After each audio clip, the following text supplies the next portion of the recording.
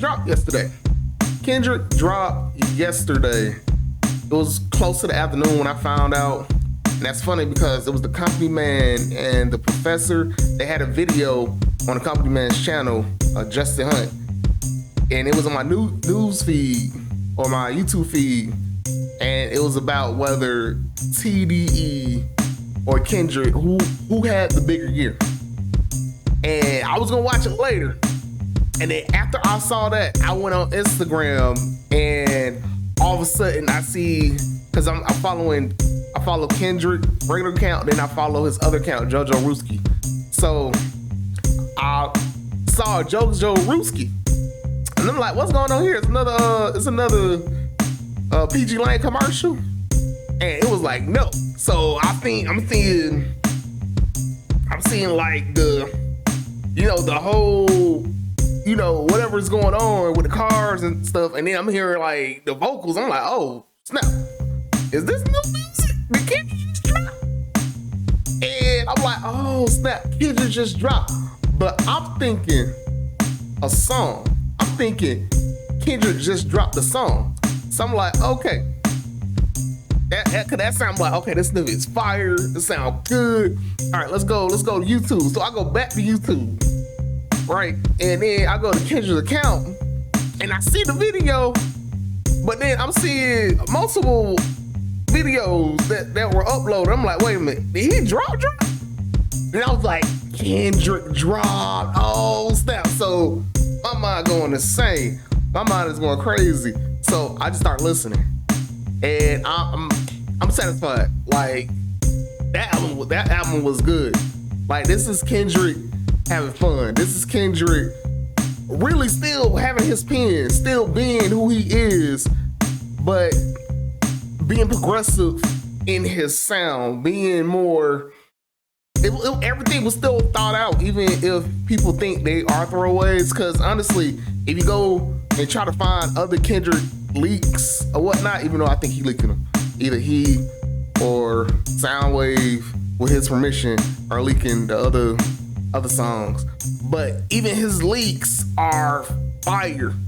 His leaks are fire, but this is just him on his album being as vulnerable as he was on Mr. Morale and the Big Steppers, but then at the same time being as fun as he is when he's rapping with Baby King, right? So I listened to the album and I really think this is some great work. And I'm gonna be honest, I feel like a lot of these songs that he did was literally after the beef. For one, you got the whole Lil Wayne situation on the first song. It's called Whacked Out Murals. So on the first song, he talks about the Lil Wayne situation, and then just from there, just on and on. I'm thinking Kendrick workflow at this point. He realized like I could really release when I want to. I could really just make songs, mix and master them, just do like what regular people do, like for us independent artists doing what we do, and we can just put music out. But his advantage is he's already been in the industry. He's already been doing what he's doing in the industry, and plus he has a. Excuse me for a second, my mind just went blank. He has a publishing deal with UMG, which is different from a record label deal. He has a publish deal with UMG, and they didn't even know that he released yesterday until he did. Apparently the masters were sent early that morning. And really nowadays everything's digital. You can just be like, okay, I'm gonna just CC everybody in the email. Here's the masters, but at the same time, I'm gonna go ahead and put on a distribution platform. And I don't know what distribution platform UMG has. I don't know if it's like an insider platform that they personally have, like DistroKid or like Two Lost, something like that. But it's the fact that he did his records, he put them out. They sound great.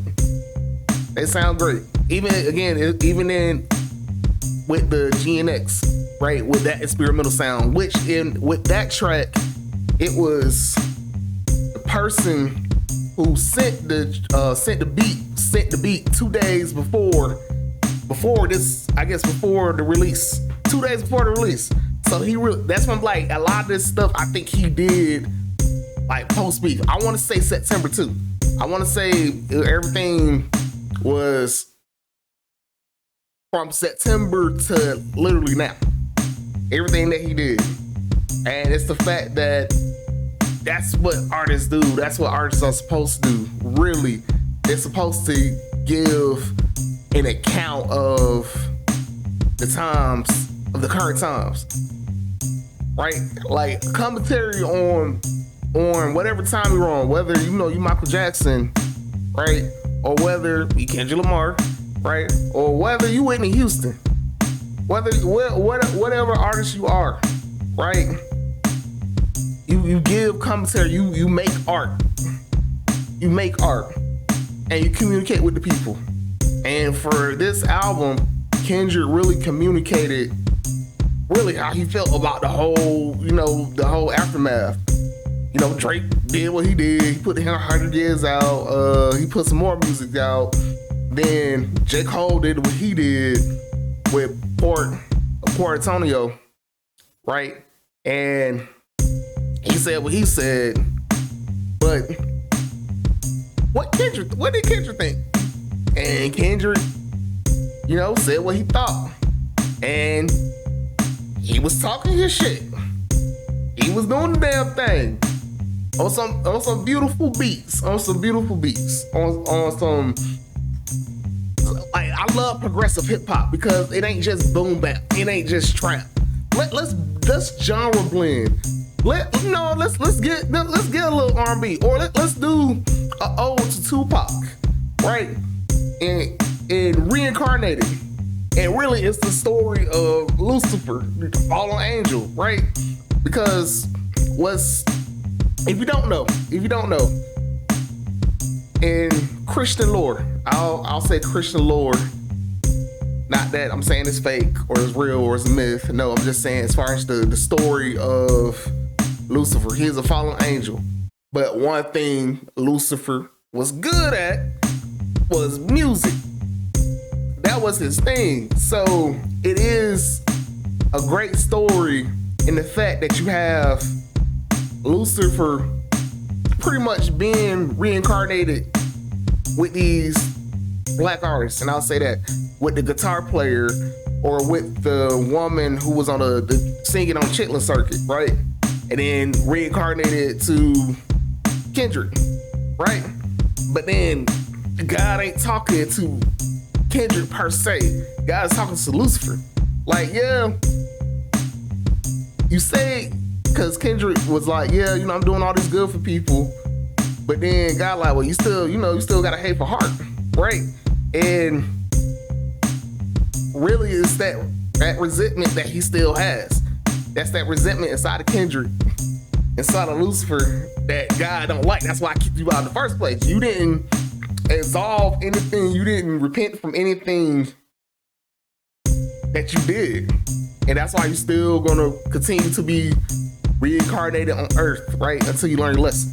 But at least in this instance, right, Kendrick was like, I told this story so we can have it back, right? So we can get our story back, right? Because it's really the story of the black artists, right? Because we in a sense, we are being demonized. And you could even say to a certain point, especially with American black artists, we were kicked out of the motherland, right? It's called the land of milk and honey, right? We was kicked out. In a sense, kicked out of heaven. We were stolen, of course we were stolen. But we were kicked out of heaven and to be in America on earth.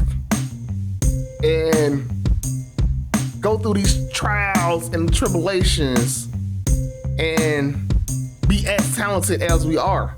Do the good things that we're doing, but we still, in a sense, sometimes have resentment. And you can see that usually online. That's another subject, but you can see that online with the whole, I guess I'll call them black wars, right? Because we all black, African, Caribbean, American. British. You know, you black. You know, we're just a different iterations. We're a diaspora of people, right? But you see that, and I think there is that resentment is still there. But that's something else. That's something, you know, I'm interpreting in the art. That's not necessarily what Kendrick is interpreting. But I'm just saying all that to say, like, this is a good album. It has deep stories. I love the Heart Part 6. That's just, it's just sonically that's a great story, but sonically that it just hit. It just hit, and I love Heart Part 6. Of course, my favorite one though, my two favorite one was Luther. Because the Luther and Blue or Dodger Blue. And I like the 80s. I like the 80s sound with it. And then I like the R&B. I like the R&B feel with it. And it's again sonically good. I love the melodies going in, right? I like Kendrick with the melodies too. I like Kendrick with rap, but I like Kendrick with the melodies too. But overall, like, it's every Kendrick album is a journey. Everyone. And that's what he's talented at doing. You know, he may not be the producer, but he is with Soundwave. Him, Soundwave, Ali, and I guess this producer on this one is also, he has a group with Soundwave, who's also on this album too. But he produced for Taylor Swift. He's a producer for Taylor Swift. But he works his magic. Kendrick's not producing, but he knows how he wants the song structured. And you can tell he puts a lot of thought into how he wants things to be presented. And he's prolific. He's a prolific rapper. He showed you he can make party songs. For a long time, he showed you can make party songs, can be features on party songs, right? But he's also a great writer. He's a great storyteller. He's a great communicator. And that's something it's the reason why he has the Pulitzer Prize. And that's why. That's exactly why. Because even when after he's done writing, he's constructing the album. He's constructing certain sounds he wants to hear. He wants to communicate. Because, again, that's what music is. As an entirety, Kendrick is more than just a rapper. He's he's an artist. I mean, yeah, he's an artist. And with art, you especially we're talking about just like visual art, you got painters, right? Painters have tools, oil pastels, paint, right? Or sometimes pencils, right? Or sometimes it's just the technique in the way you do, or you get the paint onto the paper or onto your canvas. Kendrick does that with every album. And the last thing I want to say is, if you really pay attention to the album, or two things. So you really pay attention to the album. For me, since it is the West Coast sound, Kendrick is not too far away from that. He's been familiar with the West Coast sound. Number one, he's from LA. But then number two, go listen to the Black Panther album. That's literally a West Coast soundtrack. And we know this because the movie, Michael B. Jordan's character, I know his name. I'm a comic book reader. N'Joku, right? The Jaguar, the golden Jaguar, right? But he's from Oakland. So with that's what the soundtrack is based off of, right? From the sounds of Africa, right? That's in there. There's Black Panther sounds from Wakanda. And then you get the sounds of California, Oakland, from LA. And you get that on that Black Panther album. This is pretty much his personal Black Panther album. This is his soundtrack, right? His soundtrack of what everything is right now. So that's one thing. The other thing I want to say is the Carter 2. So if you look at the Carter 2 and if you look at his album, they do match up. It just, again, one, you know, Kendrick did take inspiration from the Carter 2. And it makes sense. It makes sense. It's because of the first track on there. I don't say he literally threw a shot at Wayne. That's not what he did. He just said how he felt. Like, I felt I let him down, right? Because of my success. Because you didn't congratulate me, right? Because it's weird. It's weird that Lil Wayne came online and the first thing he did was say he was heartbroken by not getting the opportunity to perform in the Super Bowl. And then reiterated at the Lil Louisiana Fest. And I'm like, wait, but no congratulations to the dude who idolizes you, right? Or the dude who grew up on your sound, who was crying drunk on Instagram because you talking about you about to retire. Or was a rumor that you was retiring. But he big up Nas. And you see the old to Nas on Man in the Garden. You see the old to Nas. But you see the old to Lil Wayne too. But all in all of that, I'll say this is a great album. This is a repeat listen for me. Just like any other Kendrick album, this is definitely a repeat listen for me. This is the album that I'm definitely gonna take to the gym with, especially them bops, man, them bops.